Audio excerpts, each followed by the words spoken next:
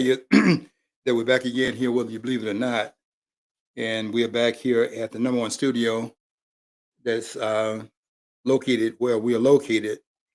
And that's as much we will claim for the day. Now, maybe next week we'll we'll grow some we'll grow an ego and we'll say more. But right now we know without any question that we are the greatest studio that is located. Is this in a bunker? Is this in a John? Can we claim this is in a bunker? A bunker, yeah, it's in the basement, yeah. It's in the basement in the bunker with unidentified. What was that guy that said that he was in a bunker? They would say he was in a bunker. That was this one person had a program that would say that, and I can't remember who it I'm was. gonna look it up. Okay, hold on. I'll look. Yeah, it wasn't. It wasn't the one that. It wasn't the one that passed. The great, the one that came on 12 o'clock that had a large viewership, and of course I would listen to it on a regular basis. And but they would say that I'm trying to think who would the person be that they'll be ringing on and saying that, because you do need to be on. Was it Art Bell? No, not Art Bell. It's somebody else. It's in a secret bunker in a secret location. Alex Jones? Not even, Oh. although he should have said it. Yeah, because I looked it up and pulled it up. Yeah, I Yeah. think you remember. Okay, this is how Chat GPT worded. I said, what talk show or host or I say would start say he's deep in a bunker somewhere or something like that. You Yeah. recall that? And they said, yeah, I think you remember Art Bell, the late night host of Coast to Coast AM. No, And not that person. More controversial than him. then also say some other hosts like Alex Jones also use the broadcasting from a bunker shtick. No, That's one try. That's all. Anyway, so I checked up too. you checked. Okay, I appreciate you checking it out. It'll come to me later on. You know, these synapses are not firing on all cylinders like they once did, and Just not age. The other day, I said somebody's name, and then I referred to the person I just got done mentioning 2 seconds ago. I forgot to refer to the name. yeah, you have a lot more saying. Well, wait until you get to be my age. You're a young man, but wait until you get to be my age, and you'll begin to have those senior moments. You'll be saying, "What was that? Where am I sitting right now? Where am I located? Where are my keys?" But no, I think we should be saying we're gonna be definitely be saying it if this program is over. You know, I'm in a secret location in the bunker, undisclosed bunker, et cetera, et cetera, et cetera. And I can't think of that guy. I'll get it. I'll get it. And once I get it, I'll share it with you. You have to read my post today. I did an article on Facebook. I write on Facebook every day, and I know that I have to say this. I know I said this publicly, but I noticed when I said at the studio that I'm a graduate and postgraduate of Eastern, their nose kind of went up. Now, if they said Harvard, they'd be at the door when I arrived at the studio, ready with a shoe shine cloth. Used to call it shoe shine rag, but now we kind of elevated the position, and we can't be saying things like housekeeper. It's domestic now, so we have to elevate it. So you can't say a shoe shine rag. If I said Harvard, if I arrive at that door, come into the studio, they'd be at the door with a shoe shine cloth to shine my shoes from that door all the way to my seat.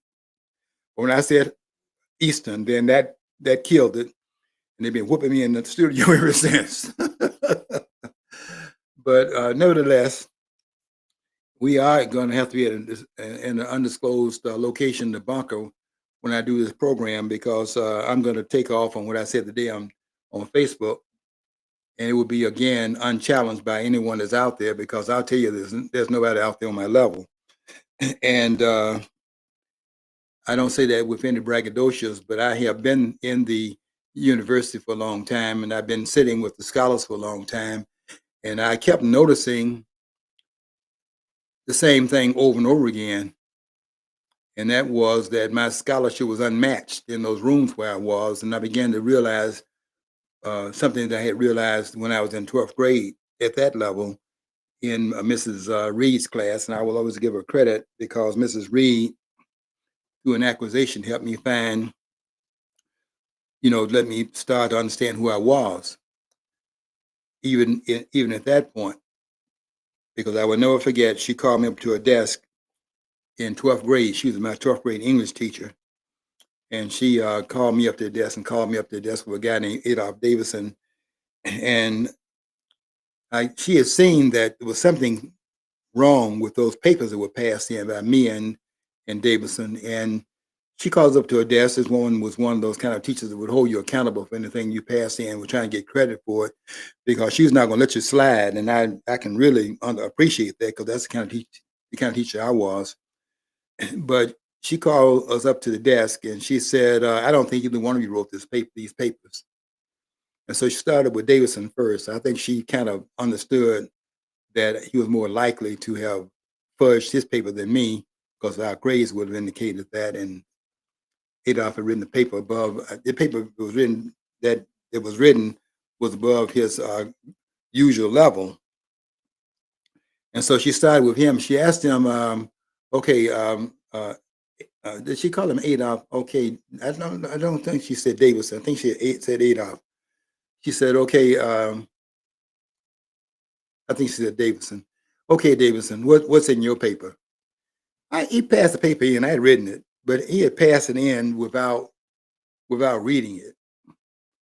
Now that it's kind of laziness that you just can't explain on a clear day when the sun is shining, or for that matter, when it's raining. And he couldn't say one word about it because he didn't have enough time talking to the girls, apparently, to read the paper before he passed it in. He couldn't say one word about it. And she let him, he and half about all of 2 seconds. And she disgustedly said to him, "You didn't write it. Go sit down." And then she turned to me and she said, "Okay, no, in fact, I know she said Davison because she said, 'Okay, Moss, what's in your paper?'" And I can tell you what the subject was. I can remember it so clearly, like it was yesterday, and that was many years ago. Back in the day when they gave when you got a diploma, it meant something, and you were not doing all that. What's that little dance they do when they shake up and down? When they shake up and down and Saw that, like they showed a video of at a church, predominantly black school, and yeah, they're all right. dancing around. I went to a predominantly black school, and none of them did that. It was over at the Whiting. Everybody just I saw that video, John. yeah, and it's like, wow, that's like, and I bet you that those about in that graduating class that could read. And they up there throwing their head up in the air and so I had what was that little dance they have when they yeah, the twerk? Is it called the twerk? twerking, yeah. The twerking. Yeah, so I never, when I graduated, I was like, okay, I'm graduated. That's it. This is the starting point. This is the easiest time in my life, from my understanding. I didn't have a problem with school. I showed up, I passed. I mean, it wasn't that difficult, Yeah, but at the graduation, everybody would sit there so serene. They were proud of their children because they knew the children had graduated, and there was some severity in the process, and you'd overcome it. And that diploma meant that you'd overcome all those obstacles they put in your path. Like reading the chapters, coming in with your homework, a little task like that. And so we didn't do any twerking, and nobody was up there. I don't think they even heard anybody yay across the stage. You walk across the stage. It was a very solemn occasion. And anyway, the point is that you had your diploma meant something, your degrees meant something. When I said here at the studio, when I first came here about 12 or 13 years ago, maybe 14 now, and I said Eastern, I can see everybody in the studio turning their nose up. I said Harvard, they'd be at the door with a shoe shine cloth, not a rag. When I was shining shoes, it was a rag because you got it out of your back pocket. And as long as you can make it pop, make the guy thought you're working hard, he would, give you maybe another nickel than what you were charging. Because I would charge a nickel, but I was hoping for a quarter. But if I did a good job, made the foot, because I did 1 foot at a time on my shoe shine box that I had built. And if I was working really hard and I was making that rag pop, they knew I was working hard. They may give me another nickel, and maybe if I could really do both feet that way and make the shine shoes in the back and make the feet feel good, I could own up to get up to maybe a quarter.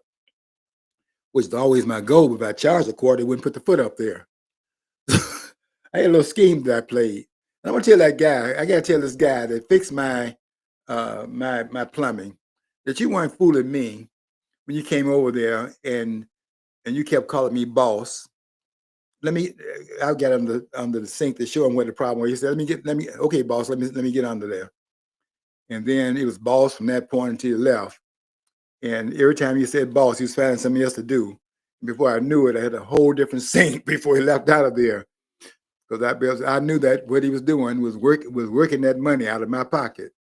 But they had a whole new bathroom added. No, John, if they kept saying boss, he could have probably built the bathroom. They keep putting those one-day bathrooms in there. But I know the game, so I can appreciate that. That's what I did when I was trying to earn my way, and I was able to do the things I need to do to earn my way, and I got here. So I know how the process goes because it wasn't easy, but if you know how to get here, then the road won't be necessarily easy. It'll be long, but it won't be necessarily easy. But look, I know how it goes, and I'm gonna tell you this: we're not in a bunker yet. But what I'm gonna be saying today, you might have to put this in a bunker. Because I'm the only one in the country. I know you're doing all this applauding and people talking about giving Trump a Nobel Peace Prize. Now, I'm going to say this. I'm a supporter of Trump. But Trump does not deserve a Nobel Peace Prize. Not for what he's doing now and what he did Friday. And you can just shut up about that right now. Because one of the tasks that Trump was elected to do, and from every vantage point of where I'm seeing it from, he's not doing it. And what he's elected to do was do what Dwight Eisenhower was talking about on the 17th of January of 1961, 3 days before he was to step down from the presidency, when he talked about the only thing you can remember by his speech, because he's not a good speaker and he was not charismatic, and he wasn't honest either. Now I'm looking back at his record and studying it more studiously and so on and so forth. But we liked Ike. But don't be interrupting I Love Lucy to put Ike on there. Because people were mad when that happened because they were saying, I like Ike, but I love Lucy. And when they interrupted I Love Lucy and put Ike on there, that administration heard about it. You haven't see this before your time. This is when the country had some sense. It doesn't have any sense now. So when I finish this program, if this studio is not in a bunker, it will need to be in a bunker. And if you read my post, you'll see why. Because I'm not toting any water. That's not George Moss. I don't roll that way. And I'm a Donald Trump supporter. But I am no cheerleader. And all these people talking about giving this man a Nobel Peace Prize, I wonder how you're going to like me after I tell you why he doesn't deserve it.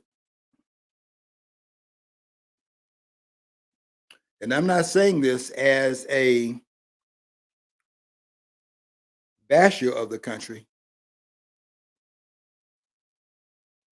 because I'm too much like my father along this line. My father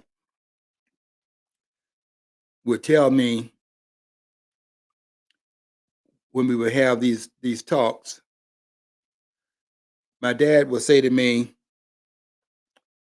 because I was a young upstart at that point, and my dad was a minister, and he had a lot of theological wisdom. I wouldn't say he was what I would call a scholar. but he was a outstanding. He was an outstanding preacher. But I don't think I would. I would not call him. He was smart, but I wouldn't call him a scholar. The person was smart was my mom. My mom and dad were. I'm getting too much off the subject, but my mom and dad divorced before I was like 4 or 5 years old. But my mom was a smart one in terms of the one that could write, and she helped him to get some of his work done and things like that.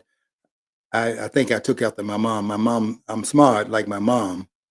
Okay, if I can recall, interject here. From what you told me, your mom went to Tuskegee Institute for a while, at least. Right? Didn't graduate, but she went to Tuskegee and had George Washington Carver as an instructor. So that's an intellectual link that most people were. That would be astonishing for people to have nowadays. I mean, yeah. And it's like that's pretty significant. Yeah, that's why I'm named Washington, George Washington Moss. That they named me. See, I'm not ashamed of being named Washington, but the real reason why my middle name is Washington is because my mom had George Washington Carver, and she was honoring him in the name she gave me. And I carry the name well, whether it's after Washington or the Carver name, George Washington Carver, the scientist that went to Tuskegee in 1880 something, came from Iowa State. And Booker T. Washington was trying to bring the intellectuals to Tuskegee, and one of them was he did bring there was George Washington Carver. He tried to get W. Du Bois there, but that would have been too much of a clash of personalities, and also in terms of the ideology between the two of them. With W. Du Bois, people are not going to like me for saying this, but W. Du Bois being a yapper, a talker, and Washington was too much involved in building, which takes a whole lot of different characteristics to do that. And Du Bois was not the one to be quiet. And if you're building and you need help in order to bring that about, but your goal is very set and you're very much determined to get to the goal, you sometimes have to do things you would not do if you don't have a goal. Just go out there and do anything and see if it works. But you cannot afford that when you're trying to build a school in the heart of Dixie. You understand that Du Bois? See, Du Bois died August the 27th of 1963. Just giving you some information. And he died on the eve of the March on Washington that was headed by Dr. Martin Luther King. And it forced Roy Wilkins, who at that point was the head of the NAACP, and he had to mention Du Bois's name. But if that had not occurred, he would not have mentioned his name, but had to because Du Bois is one of the founding members of the NAACP in 1909. And so having died the day before the March on Washington, then it forced Roy Wilkins, who was the head of the NAACP at that point, to have to say something about Du Bois. And then he had to say, of course, if you listen to the primary speeches before King spoke, you hear him say they took a different direction. That's because he went off into communism. Okay, anyway, I don't want anybody to ever underestimate who you are listening to. That's what I'm saying here. Don't do that. And that's been done. And that's been done everywhere I've been, even on the baseball field.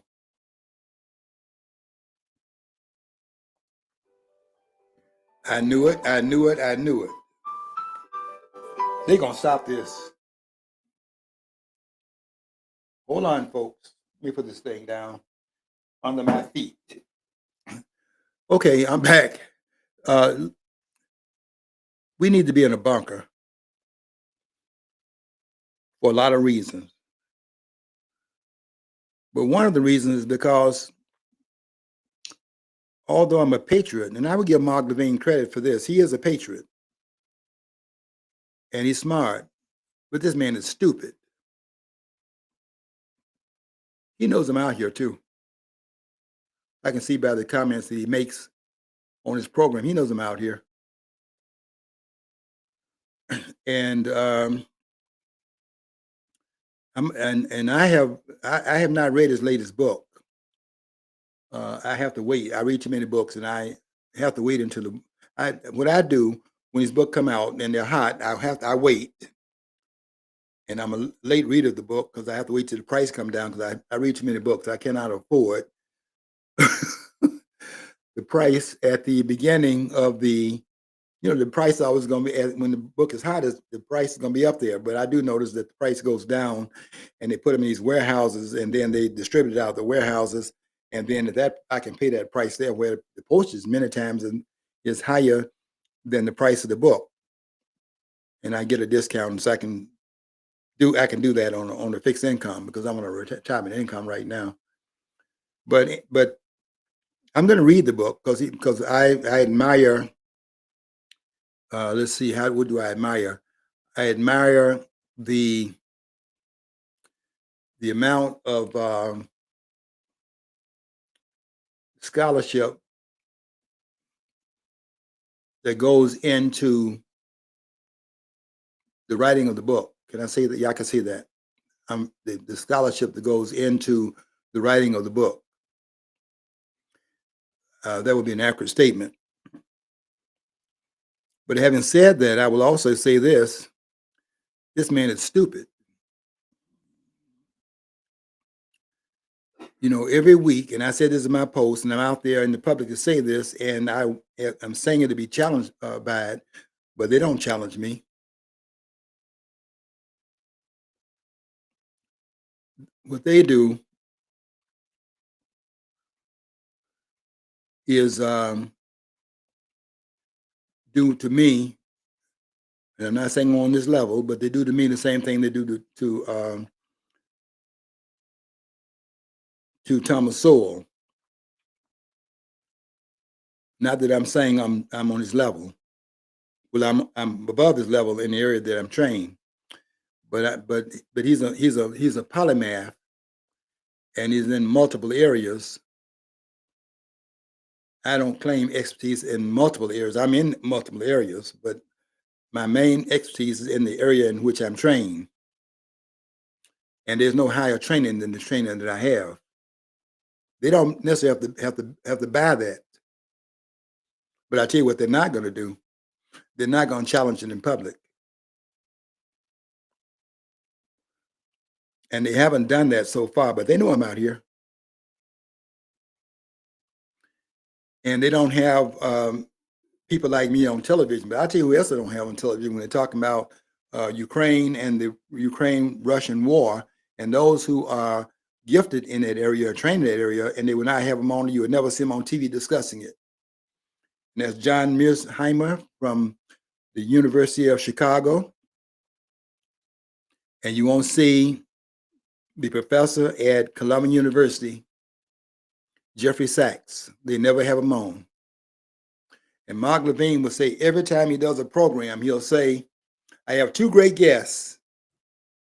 And I'm just waiting for the names. And then he'll say Newt Gingrich and Ted Cruz. And I'm saying to myself, thanks a lot.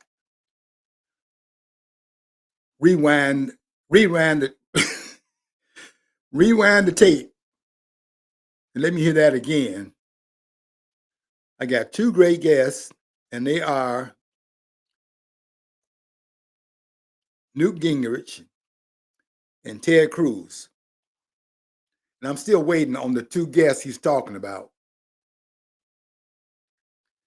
Because I don't consider, I said in my post today on Facebook, I would prefer him to have said, after he said two great guests, if he had said this before your time, so you won't understand this, but this is in the time period of those that were raised when I was raised and would know the reference. I'd much rather him have said, I got two great guests, and then said, howdy doody, and then said, Joe McCarthy's dummy that you sit on Joe McCarthy's, Joe McCarthy, on his lap. And they would, he had his hand in the back of a cutout, and then he would move his mouth. And so I would feel better if he had said that, because the only ones on Mark Levine's program, and I'm gonna just tell you what you're watching if you're not caught on to it yet. The only ones on Mark Levine's program are those who are the mini-me's of Mark Levine. And when he says two great guests, he means those who will mimic him in every way and will, in fact, accent everything that he says. That's what he means by great guests. He does not mean anyone is going to challenge what he's talking about.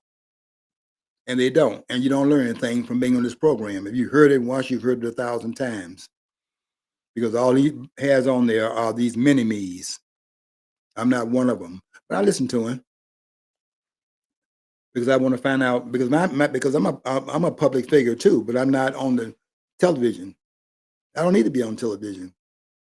I don't want to be on television. I don't want to be constrained by it. But they're not on my level.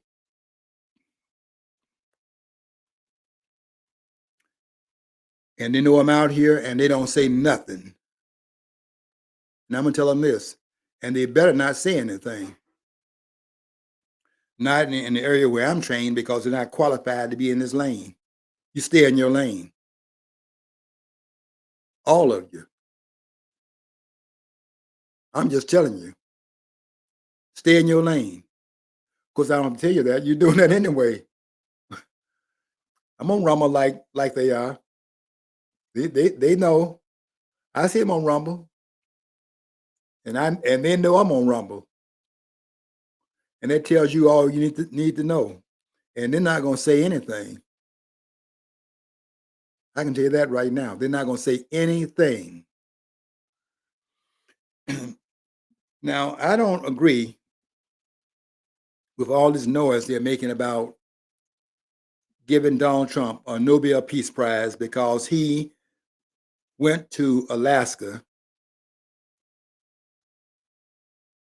and both Trump and Putin had ulterior motives for having gone there. Putin went there, and his ulterior motive was to remind America and remind Trump of the fact that Alaska was ceded to the United States in 1857 in a trade deal that was like selling, Siberia. I mean, what was there but ice, and getting rid of some territory. We bought it, and it was to remind the fact that land is sometimes ceded and so on and so forth, because they're trying to act like this is what this war is about. You listen carefully. Trump went there to Alaska because it was to bring him into the shores of the United States without ticking anyone off in the deep state by giving him the honor of meeting in Washington, D.C. You understand that?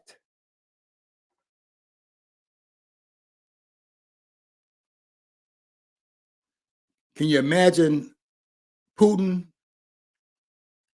being in the place where the White House is, as was this thug? That's what I call him. And shut up.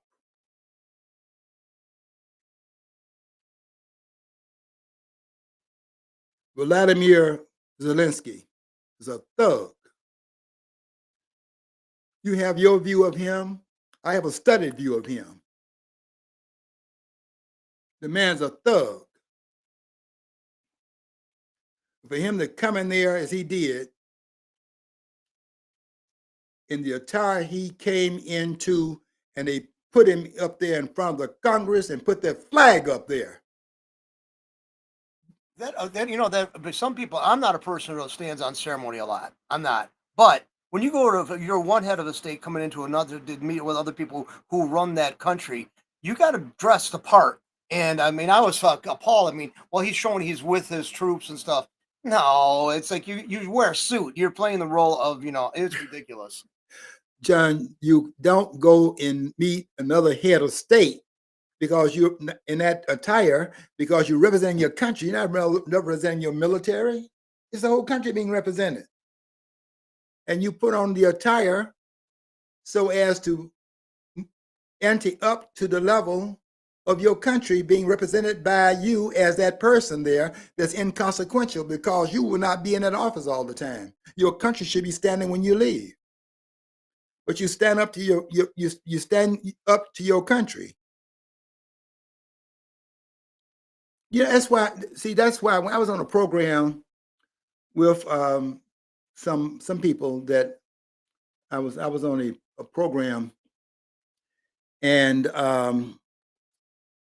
they had some people on there that I respect them, and and they were trying to tell me, being that they say that that they I was talking about Mandela, the conversation Mandela had when he was over here, and he was chastising Buthelezi, who was the person that was the Zulu leader in South Africa. I had been to South Africa twice. I was there when Ramaphosa was installed as president in South Africa. I was there in 2009 when that happened. And when Mandela came here to the United States after getting out of prison, I was down in Detroit when he came down there to speak at was that in I can't remember, Yankee Stadium was a Cobo Hall, one of the two. I knew they had a lot of sandwiches. I put it out in my pocket because I was going to be there the whole day, and I was not going to buy anything that I had coming out. Peanuts, popcorn, I'm not buying that. I can't afford it. So I was I stocked up on the sandwiches, and I ate all those sandwiches the whole time. I was waiting for that night to come when you're going to have Mandela there. But anyway, Mandela, being over here in the United States, was called by Buthelezi. And Buthelezi said to Mandela, he said, "My brother, I've been calling and calling. You will not respond. You will not call me back." And then Mandela got on his high horse and said to Buthelezi, listen carefully what he said, but you have to interpret what he meant. He said, "But the issue is no longer simple. And you would chastise me when I'm on foreign soil." Because he was in another country, and he was saying, you don't do that to a statement representing his country. Well, I understood that. And that's what I told these persons when I was on that program. They were saying, well, when I was saying something, and they said something that had come up, and they said, and this one person, a professor at Mott, said, well, as long as it's true, yeah, it can be true, but there's also about time and place. And when a person is representing his country, the status goes up, not because the person's status has changed, but because what he's representing is that's what he's representing is primary. That's the reason behind it. There's also a reason why the sergeant at arms will come before the Congress, before the president speaks in front of the Congress, and he says, "Ladies and gentlemen, the president of the United States." They all stand up. Whether they like the president or not, you got to stand up. But let Bush go in there and have them announce and see if anybody stands up. They're standing up for him. They're standing up for the office. And that's what we're talking about with this man, Vladimir Zelensky. You come in there with a shirt, got sweat on it, and you're standing up at the head of your state, and they put your flag up there on the podium where you're standing, and give you that kind of recognition that you don't deserve in another country. Can you understand? You don't do that. Maybe if you understood that, you can understand you don't just run into a country across their border and then get mad in California because they're escorting you out of here. Maybe you could teach that to Karen Bass over there in Los Angeles. And this total fool that's the governor of the state that's crazier than she is. Both of them are insane. Now I'm getting another call. Yeah, right. I would shut that thing off. It'll go away eventually. Sorry. I should have shut this thing off before I got started. Yep, I knew it. Okay, look. That's the way it goes. I'm not pulling the punches here. I'm a Trump supporter, and that puts a lot of responsibility on me because he has to understand the difference between me being a supporter and me being a cheerleader. I am no cheerleader. And we need to be able to disaggregate some things here because you think when a person is in a support base that you can pigeonhole that person to be in a certain camp. I'm in nobody's camp.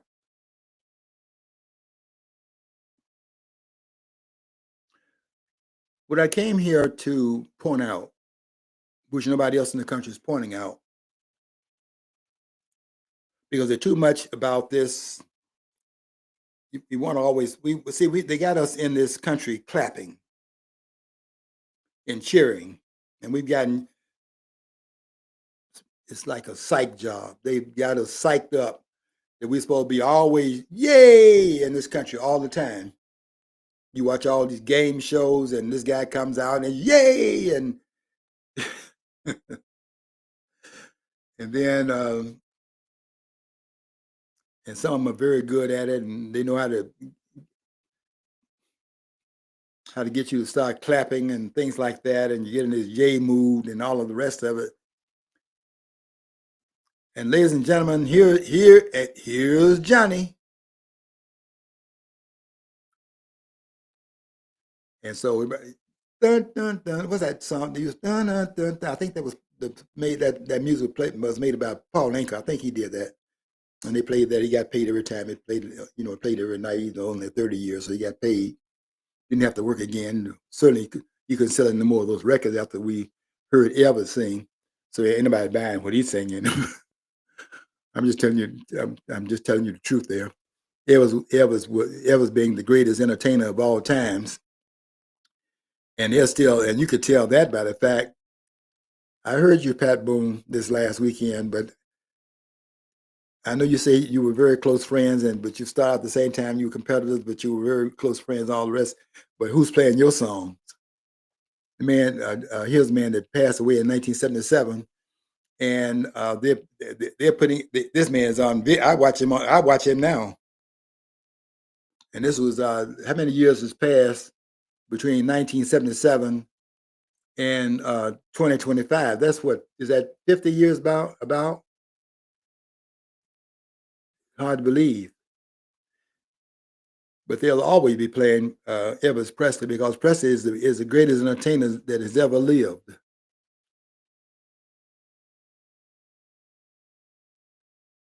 He came a long way from them not understanding who this man was. That's what happens with greatness. They didn't know who he was. When he appeared on Steve Allen's show, you don't remember this, but I'm telling you that time before your time. But when Steve Allen brought him on there, brought him on there to laugh at him and had him singing to a hound dog. And when he did, You Ain't Nothing But a Hound Dog, had him stand there, couldn't swim his hips, standing there and singing to a dog. And they were and press was just getting started. So he had to endure that. He said he would never do it again because he realized after it was over, they were laughing at him. He was up there saying, You ain't nothing but a hound dog. And there's a hound dog in a basket. A basket dog. I guess it was a hound dog. And John, you probably don't remember that. But here he was, in fact, singing to a dog and all the rest of it. But that was before they found out who he was. And when they found out who he was, before they really found it out, well, they did find it out, but they had him do um, uh, Hawaii. What's that word? They have uh, that Hawaiian word, aloha, Elvis Aloha, and they did that in '73 and put Elvis up there in front of the entire world, in front of 1 billion people who were watching that program, because they were using Elvis differently than Steve Allen was using him. They were using Elvis politically in that, as they do the Super Bowl every year. That's what they're doing with the Super Bowl, as a magnet to draw people to this country and so on and so forth, and his ideals and supposedly its leaders and all the rest of it, which if they really were serious, they'd be bringing them to the framers and leaving that alone, because they're not worth being brought to today, none of them in Washington. But that's what they're using. That's what they used Presley for in '73, and 4 years later, the man was gone. But he's not gone from our memory, because he was so great. Whatever the number of years have passed between 1977 and today, they're still celebrating this man. They put him on video on YouTube all the time, because that talent still exudes off the screen and is above anything that they're doing today. His estate's worth more now than it was at the time of his death. Unbelievable. And the man's presence on a stage, even on tape, is so resonating. You can't take your eyes off of it, because this man was doing something different with the music. When I was in Las Vegas, I'm off my subject, but John, I got to stay out for one more minute. John Grader threw me out of the studio. I take a lot of U-turns to where I'm trying to go. But when I was in Las Vegas, I had my timeshare. I'm trying to get rid of it now. But when I had my timeshare, I still have it, trying to get rid of it. And then if you want to buy a timeshare, when I would meet somebody in the area where Westgate is, because they get their own big building there and so on. And when I would be meeting somebody there, I would always say, well, meet me, because I wouldn't know who I'm meeting. I said, well, just meet me. I'll be standing at the statue of Elvis Presley, because in that building, they got a statue of Elvis in that building. You have to walk a long way to get there. But everybody knows where it's located, because he has a statue there, because he played Las Vegas for a number of years. And, people used to go there, brought a lot of money to Las Vegas, Viva Las Vegas, with Ann Margaret and all of that, and the movie they made, and the chemistry they had. Not talking about it behind their back, but they had a lot of chemistry. And everybody knows who that statue is. So I say, I'm going to meet me when I'm calling to meet somebody. I said, well, meet me at the Elvis Presley statue. Everybody knows what it is. So we go there, and then I'm on the phone, and I'm trying to locate where they are. And then all of a sudden I hear myself through the phone that they're on, and I realize that's the person standing over there, because many times I met person there, and I didn't know who they were, and we just meeting for the first time. Then I hear say, "Oh, that's you." But everybody knows where that statue is, because Elvis got a statue there because of the things he did in Las Vegas, and he did in Las Vegas, which he never did in Europe, and didn't do it in Europe because Colonel Parker couldn't leave the country, because Colonel Parker was never a citizen of the United States. If he had ever left, he probably could not have gotten back in the country. So President Presley did not do any shows outside the United States. When he's in Hawaii, he's in the United States. Over there in the Alaska was the 49th state, and Hawaii was the 50th state. And I say, meet me over there. So they all knew where that was. We go over there and meet, and I would go. Then we go somewhere else and maybe have lunch or something, have breakfast, and we would have a meeting and that kind of a thing. But they knew where the Presley statue was, because that's the presence the man has even today. because he was great in his lifetime, but he's even bigger now because a lot of people know him through what they're now showing about him, and they realize how great this man was, and how great his voice was. None like him. None like him before. I mean, don't be giving me that what's that guy's name that you stand there? I left my heart in Stanford. Get out of here. We ain't trying to hear that. We ain't trying to hear that. Okay, enough of that. I came here to talk about something that's going to get me thrown out of Flint, and that is Mark Levine and others are singing Donald Trump's praises and saying the man deserves a Nobel Peace Prize. And I'm gonna tell you this: Donald Trump does not deserve a Nobel Peace Prize for meeting with Putin in Alaska, because all he did. Listen to me close, if you don't mind. All he did was take Russia, which all of you are now that's on Donald Trump's side are screaming about, and you should be screaming about that. But all they did with Russia was attach a name to it, and now it's Putin, Putin, Putin. The same song, a different narration for a different reason. All you hear is Putin, Putin, Putin. Before that, it was Russia, and they're too stupid to realize they're singing the same song in a different chord.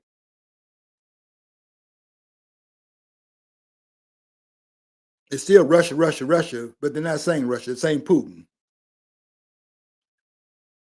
That's the only thing that's changed in the narration. And Mark Levine is too stupid to understand that. He's a smart man, but he's stupid.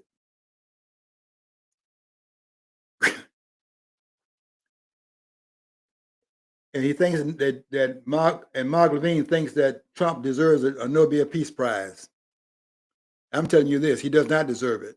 Because if he deserved it, he would have stood up on what he was elected to do, and that was to challenge the deep state and defang the deep state, which he is not going to do. And if he was willing to do that, he would have told the truth about why we are fighting this war. Why we are fighting this war with Russia in Ukraine. Because this war is a proxy war, and the war is being fought between Russia and the United States through NATO. And if NATO is really the North Atlantic Treaty Organization, as I said in a post that I did, I think two days ago, then get a map out and show me where NATO was in 1949 when it got started with 12 nations and was a defense alliance, because we didn't know what Russia was going to do in the Cold War. And they got into a defense alliance so that if he in fact attacked one, it would be all of them attacked, because we didn't know what would happen in the Cold War. But look at the map now and see where they went from 12 nations to 32 nations today. And the 32 nations were inching further and further east to where they're now at the doorstep of Russia.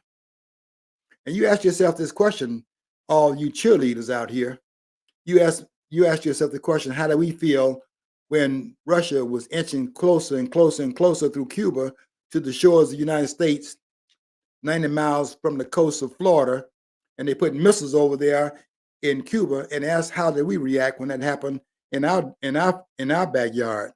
Well, we claim, by the way, through the Monroe Doctrine of 1823, we claim the whole Western Hemisphere is our backyard. Do you understand what the Monroe Doctrine says? The sphere of influence of the United States is not just Mexico, not just Canada, North and South United States, the whole Western Hemisphere. And how we felt when that was breached by putting missiles in Cuba, in a sovereign country, that allowed it to go on in a sovereign country, but it's 90 miles from the shores of the United States, and how it almost set up World War III. I know, I was there. I lived during the time period. And I know how it was a feeling of doom in the country, because we thought this was it. Everybody was talking war talk. And somebody can go and read this book, a very good book written by Edward Crankshaw. It's a brilliant book.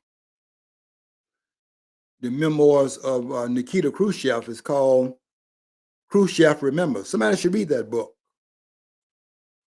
You're gonna be there for a while. It's a very massive book, but it's worth reading. If you're a reader, that's a book you ought to read. I say you ought to read Mark Levine's books too. I'm not against reading Mark Levine's books.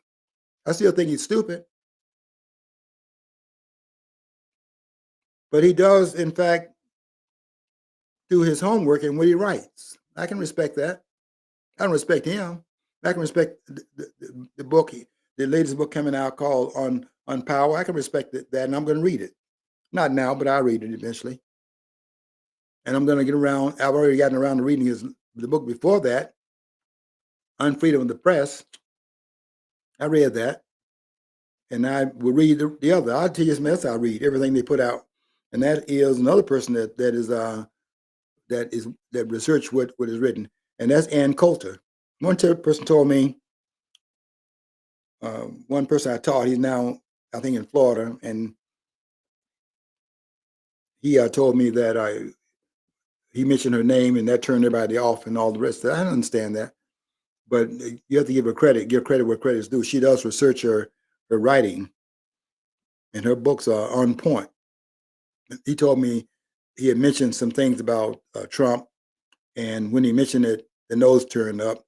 He said he wanted some ammunition that would allow him to refute this idea that all the person that once Democrats that were racist, such as all of them, and they all supposedly ran out of the Democratic Party and became Republicans, and asked for some refutation of that. And I gave him Ann Coulter's book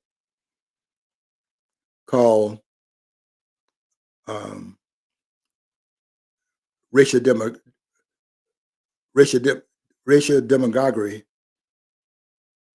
from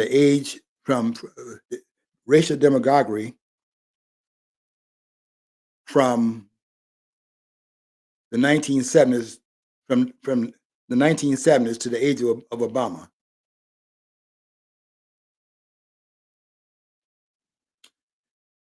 And that book refutes it, because what Ann Coulter says in that book is that all his idea that all of the Democrats ran over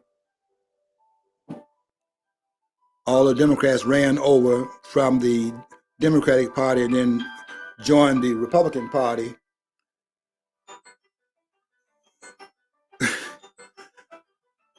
I must be ticking off a lot of people today.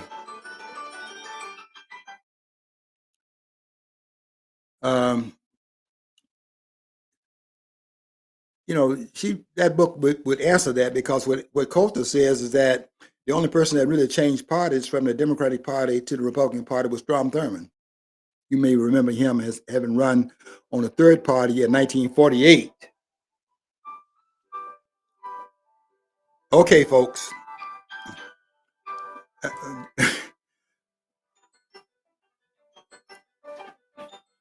It's not going to happen again, because I'm going to shut this thing off before I come on the air.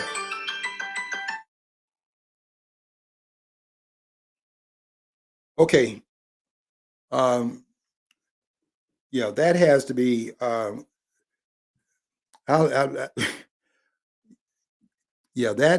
is. We got to get real in this country, and people are not getting real in this country, and you're not going to stop me by all this interference. I see the same person calling back and back. You're not going to stop me from doing what I'm doing. Can you put that out there, John?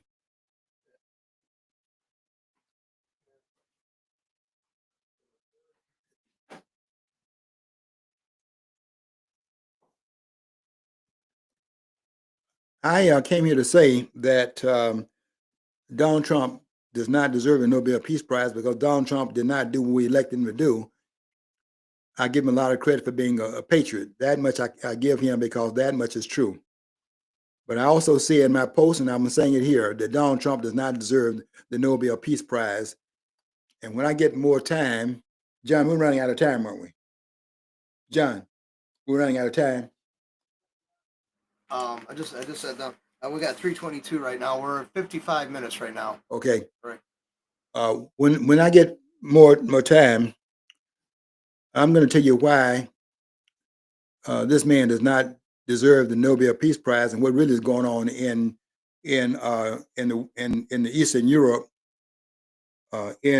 between Ukraine, directly Ukraine and Russia, but really this is a proxy war being fought through Zelensky, and Zelensky is nothing other than a mosquito in this war. And what really should happen, and what he's fearing will happen, is that they're going to push him to the side and make a deal without him, in the same vein as they did in World War II, when they were dividing up Czechoslovakia, the Sudetenland, and giving it away to Hitler. And Czechoslovakia was not even involved in the discussion. They were making a deal with in his absence. That's what Zelensky is fearing will happen here. And if that happens, then he's going to be in a world of trouble there, because although the people in Ukraine are weary of the war, they're not willing to cede land for peace. And Zelensky is trying to hide behind the legalese in terms of not willing to give up any land because the Constitution will not allow it. That much is true. The Constitution of Ukraine will not allow it.